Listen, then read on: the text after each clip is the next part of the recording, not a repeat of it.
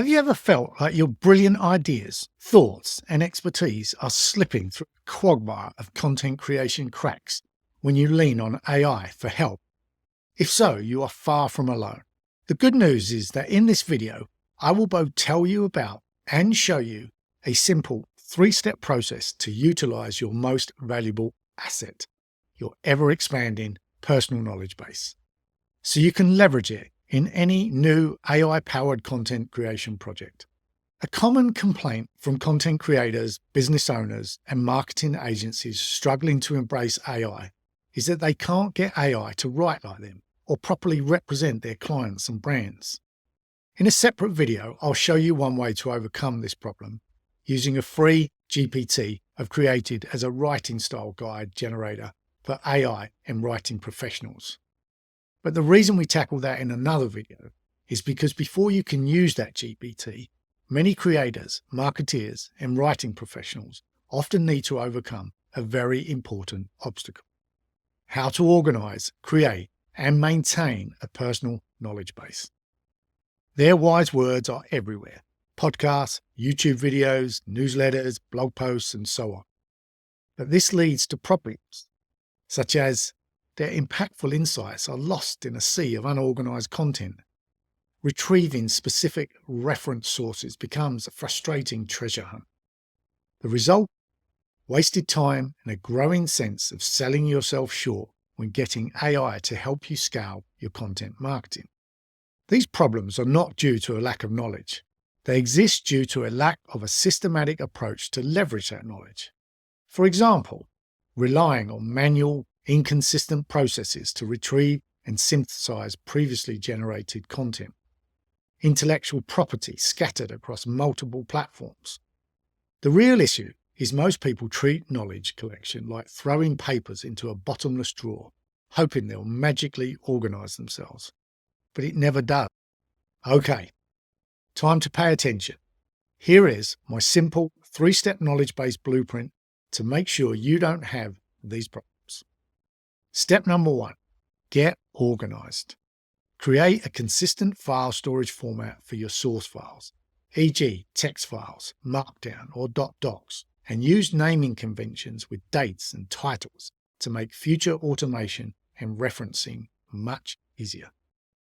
Store them in a dedicated database or folder subfolder structure that makes sense for your different content types, such as newsletters, podcasts, show notes, meeting, video transcripts, social posts, or standard operating procedures. If possible, consider implementing a standard template for creating different content types, like your YouTube transcripts or your podcast notes, or your newsletter insights, or your blog post summaries. Step number 2, bring it all together. Choose a single platform for hosting your master personal knowledge base. Preferably something easily accessible from multiple devices with a proven track record of integration with other platforms, for example, Dropbox or Google Drive. Find a way to aggregate or merge individual content pieces into a separate single master knowledge source, or at least a series of compilations that significantly reduces the number and size of individual content pieces any future system would need to handle. If needed and possible, develop a process that removes duplication, for example, where the transcript of a podcast and video are effectively the same. Maintains original source information so you can go back to something if it seems to be amiss. What I'm talking about here is maybe putting the title into any individual file so that when it gets merged into another, you've got separators from one piece of content to another. Remember, the objective is not for you to read this as a human, but it's to have an AI tool read it in whole. So it doesn't have to look pretty. It just needs structure.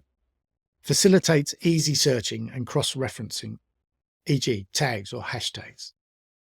Use an automation system such as Zapier or our recommended option, make.com, to make the process easy, simple, and repeatable. Step number 3, keep it current and fresh. Recognize that your future content masterpieces need an integration pathway to your existing knowledge source so that it stays current and fresh. What I mean is that after you've executed step 2 at any given point, new content after that date needs a way to be added to it to keep that knowledge base fresh. So set up a simple daily, weekly, or monthly automation process or workflow to handle the heavy lifting. That makes updating your knowledge base almost effortless. Okay, now you know this 3-step process. Let me show you each step in action using not much more than Google Drive and Make.com so you too can get instant access to your most valuable learnings, a personal knowledge ecosystem that grows with you, and increased productivity and creative output. I've heard it on more than one occasion that trying to create and maintain a knowledge base to upload into your prompts is a bit of a challenge. Specifically, the challenges I hear most about are to do with different file types or the number of files you can upload to wherever it is you need to upload it, or the size of the file you need to upload, especially if PDFs are involved. Found it a bit challenging to work with PDFs, but this process is around trying to overcome those 3 main challenges so that there are less files to work with and the file sizes are more easier to accommodate in next steps. Now, I'm just going to preempt where I'm going with this. There are so many ways this could be done, and what I'm about to show you isn't the only way. But knowing that a lot of people use Google Docs and Google Drive, I'm going to show you a few ways that you can use those tools that you're already using to get a bit more organized and create a knowledge base from your existing content and maintain it with future content that you're going to create in the coming days, weeks, months, and years. Step 1 is to get organized. And what I mean by that is to organize your space in a consistent way and your workflow in a consistent way so you're going to use it again and again. If you're creating YouTube videos or podcast episodes with show notes or even just a standard blog format, it's that standardization that you want and the standardization of where you file it. As an example, what I'm showing you here is a Google Drive folder with my transcripts. And my manual workflow is that when I finish recording a video, not only can I publish it to YouTube, but also from within the same window, I can click download and get a version of the MP4 file onto my computer. Now, I use Dropbox to make sure it doesn't stay on my computer, but it means I have a copy that I can upload natively to other places other than YouTube. The next thing I do is export the transcripts, and they go into another Dropbox folder. And the reason they go to Dropbox is just the way this script works. It needs to go to a local drive rather than Drive, but I have an automation in place that passes all those transcripts up into Google Drive. So here, the individual transcripts are all there available and waiting for whatever repurposing job they need to be done. And it's important that you keep the individual files because you're going to be using the individual files for individual purposes, like repurposing on LinkedIn or Instagram, Facebook, etc. But in terms of building a knowledge base, we want to aggregate. So just before I leave this step 1 of organizing, the main thing is just to find a space and a format and a workflow that is consistent. So if you create regular blog posts or even irregular blog posts or irregular YouTube, just make sure that at the end you export in a consistent format. You can see here I've chosen text format. So these are text documents and all my transcripts are in text format. Now you don't have to export them in text, but I just found that it was the most versatile. So if I needed it for something else, text files could be read by most other platforms, where if I allowed it to be a different format, it wasn't always picked up in other platforms.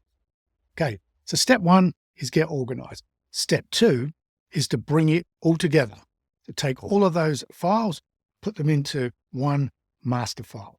Imagine you've got this collation of files and you want to create a master document. So I've got a folder here And at the moment, it's just got my writing style guide in it. I'm going to come back to it and show you how I'm going to pop in my master file. But let me show you how we're going to do it with some test files so you can see this process in action. Here we have a knowledge-based testing where you can see there are 3 files. And I want you to note here that it says 5 times published. So the doc I'm about to create, so imagine this is my transcriptions. This is actually a mix of Google Docs and text files because I just wanted to show how it works regardless which format. But I do encourage be consistent. Inside this one is 5 mentions of the word published. Inside this one is 1 mention of the word published. And inside this one is 7 mentions of the word published. Because what we're about to do is we're going to merge these all together and we'll double check and make sure that we get 7 plus 1 plus 5, 13 mentions of published. How we're going to do that is we're going to use make. So I already have a scenario set up. And if you want this, feel free to reach out.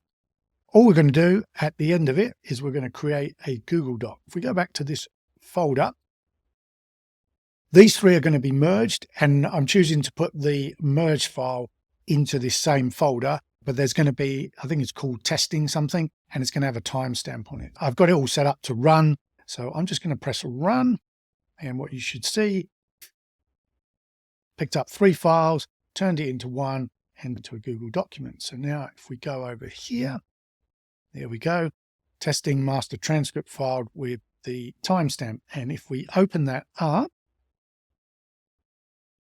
and I do a Control F, we're looking for 13 mentions of published.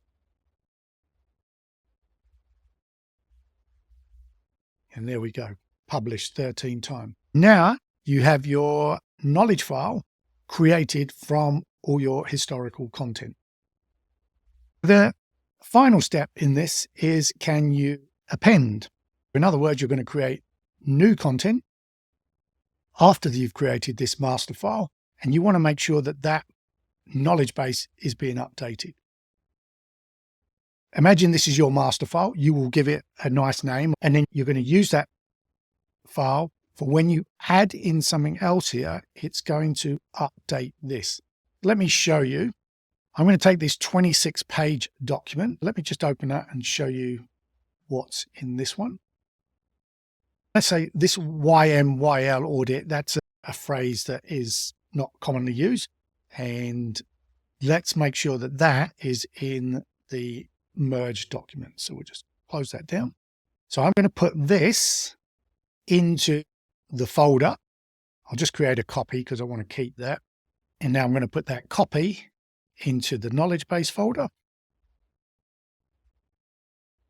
So we go to that folder.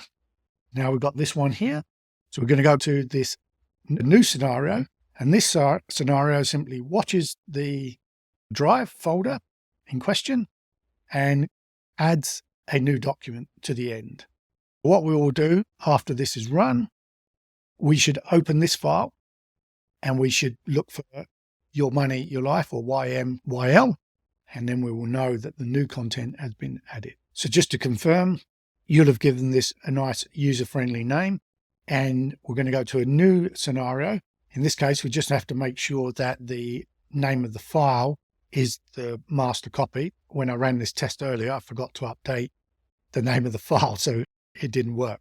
But now it should have picked up the one that has just been put in there. If we run this now, and again, I'm choosing where to start because I want to do this manually to show the test in action. But once this is all set up and running, you can put a timer in place or a scheduler and have the automation run as often as you feel is needed. I'm choosing that 26-page document. We're going to be looking for Your Money, Your Life to be appended to this file here.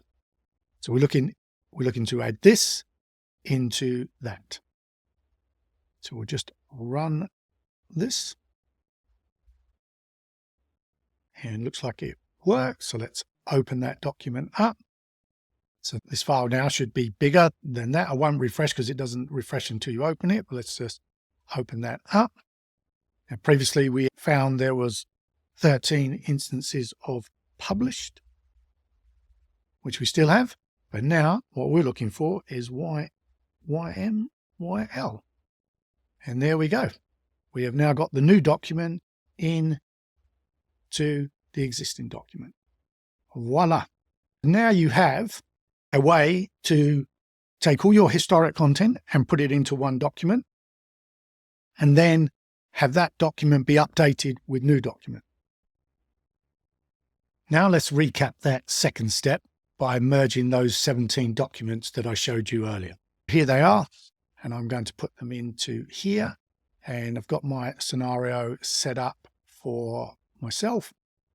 I'm going to disable that because I don't want a text file, but as you can see, it is the same workflow, but made for my YouTube transcripts. I'll make sure that it is looking in the right folder. Actually, it's got an ID, but I'm going to assume that that is right. And it's got this name here, and I'm going to put the date and time. So I'm just going to say now.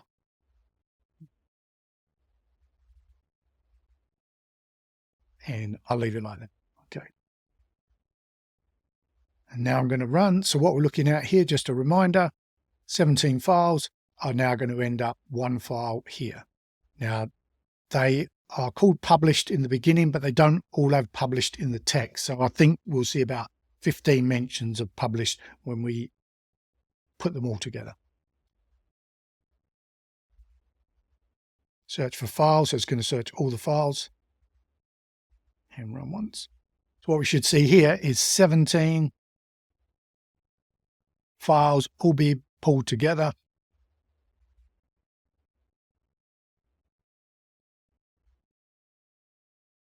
And hopefully one nice Google Doc. There we go, master transcripts file. We'll open that up, and I'll do a Control F for the word published. And there we go, 14 mentions. So we now have all of our documents all nicely put together. So there you have it. Organize your content. Use this scenario to bring them all together. File consistently, so when you add new ones, and then have this scenario run periodically to add new information to your knowledge base. Then once you've got that Google Doc, that is now your master document. In the scenario I ran, I made it a Google Doc because the append to Google Docs is the easiest scenario to run and make. Once you open that file, so remember, we're talking this file here, which will be named in a nice, easy, obvious way. And the whole idea is there won't be anything else in here. I was only using this folder for testing, but you'll be just keeping this folder for building up your master file. And if we look at that file, imagine this is now your ever-growing master file, and the place that you need to upload it to next doesn't accommodate Google Docs. That doesn't matter. You just open the document and you go File, Download, and choose whichever format is going to be most appropriate. And then you can use that to upload to wherever it may be, custom GPT, any other form of knowledge-based platforms, or writing style, etc. The whole point is that with this three-step process, you've now got a single file that is growing and growing with your knowledge, that is expanding and maintaining all the individual files in their area, but having that one file that grows and grows with you. I hope you've got something out of this three-step process and you can implement it into your evolving knowledge base needs. Okay, that's a wrap on part one of our How to Get AI to Write Like You Mastery series. In the next video, I'll show you how you can use your personal knowledge base to generate your very own detailed writing style guide for use with AI agents, tools, or professionals to generate new, brand consistent content. Remember, you're already a living, breathing goldmine of knowledge that represents your unique personal power to be of value to others. This three-step process I've shared with you helps you make that knowledge searchable, structured, and AI ready anytime, and any place you need it. I'll see you in the next video.